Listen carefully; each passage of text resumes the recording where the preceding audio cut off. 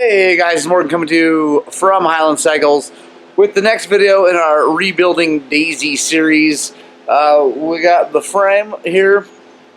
If you've been watching this series, you know what's going on. We're completely tearing the thing all the way down to the frame and coming back up. The motor is in great shape, so I'm not doing anything to that because we just recently put a piston in it. And actually, we did some crazy redneck fixing on that cylinder and it's holding up great. So if you haven't seen that, I'll put a link in the description. For that video. It's pretty awesome. For this video, we're going to put the motor back in, we're going to put the swing arm back on, and the shock back on. The next video after this will probably be the forks. Join me as we slap this motor back in, get the shock all done, and kind of go over what we're doing here.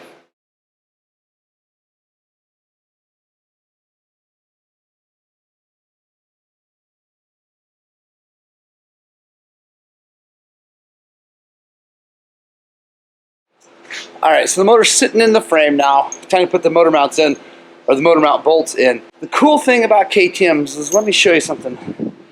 Their nuts for the other side of these bolts are caged and in there, which is really cool actually. That's one of the things I really like about KTM stuff, is because you can just run this in and tighten it down. You don't have to have another wrench on the other side. I'm gonna go ahead, I'm gonna put Loctite on these because I actually have seen these come loose. It's pretty rare, but it can happen. So I'm gonna put some blue Loctite on these and go ahead and install them. Sometimes when you're doing this, you gotta wiggle the motor to get that thing through. And you just wanna get one in there and you're just gonna start it, and you're not gonna tighten it down until you get the other one in. So just gonna get this in pretty good. The motor. Now, go ahead and tighten them down.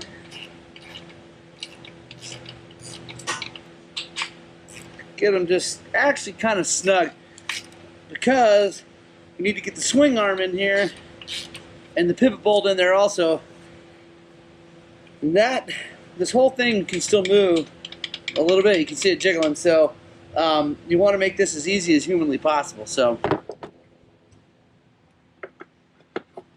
all right. So now we got the motor mount bolts all in. Got the swing arm pivot bolt in. Now it's time to tighten all these things up. The top motor mounts, the head stays. We can wait until we're ready to put the carburetor and all that stuff back in because it makes more room. But for this, we're going to go ahead and tighten all these things down and make sure they're nice and tight. We got blue Loctite on both of these. Going to put a little blue Loctite on this because I don't like things coming loose. So we're going to get that done, tighten these all up, and then we'll bolt the shock on.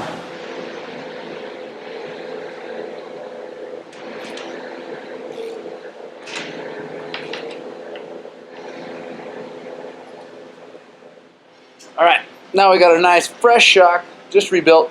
Going to go ahead and bolt her back in. And these bolts, these big old giant shock bolts, they come from the factory. They got Loctite already on them. When you take them out and then you go put them back in, you need to put more Loctite on them. You'll see that kind of everything I bolt back together is at least going to get blue Loctite on it. That's because I don't like things ever coming loose on my motorcycle. And blue Loctite is not so strong that you can't break it loose later, or even out on the trail with trail tools. But it just helps hold it in place, especially with vibration, things like that. So I'm going to go ahead and bolt this sucker up.